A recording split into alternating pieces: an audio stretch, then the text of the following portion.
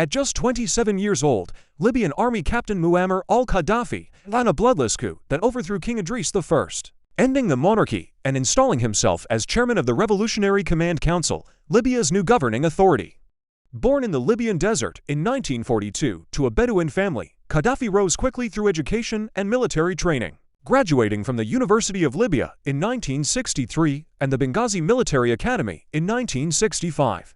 A passionate Arab nationalist, he conspired with other young officers to depose King Idris, who was seen as out of touch and resistant to pan-Arab political unity.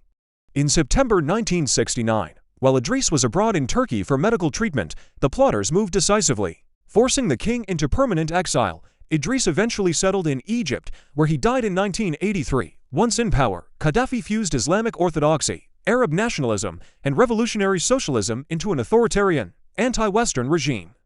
He expelled U.S. and British forces in 1970, seized foreign-owned oil assets in 1973, and expelled Italian and Jewish communities. He enforced traditional Islamic laws banning alcohol and gambling, while also promoting women's rights and launching social reforms that improved living conditions in Libya.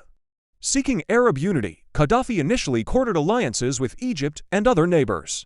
But when Egypt and others moved toward peace with Israel, Libya became politically isolated. In the decades that followed, Qaddafi turned to sponsoring militant groups worldwide, including Palestinian factions, Philippine rebels, and the Irish Republican Army. By the 1980s, his government was linked to a string of terrorist attacks in Europe. After a 1986 bombing at a West German nightclub was blamed on Libya, U.S. warplanes struck Tripoli, killing Qaddafi's young daughter and injuring him. In the late 1990s, Qaddafi sought to end Libya's international isolation by surrendering suspects in the 1988 Lockerbie airline bombing. Sanctions were lifted, and by 2000 the U.S. had ended its trade embargo. Rebranding himself as a Pan-African leader, he built closer ties with countries such as South Africa and sought influence across the continent. His rule ended amid the Arab Spring uprisings of 2011. Widespread protests escalated into a civil war, and international forces intervened with airstrikes against his regime. On October 20, 2011, Libya's interim authorities announced that Qaddafi had been captured and killed near his hometown of Sirte.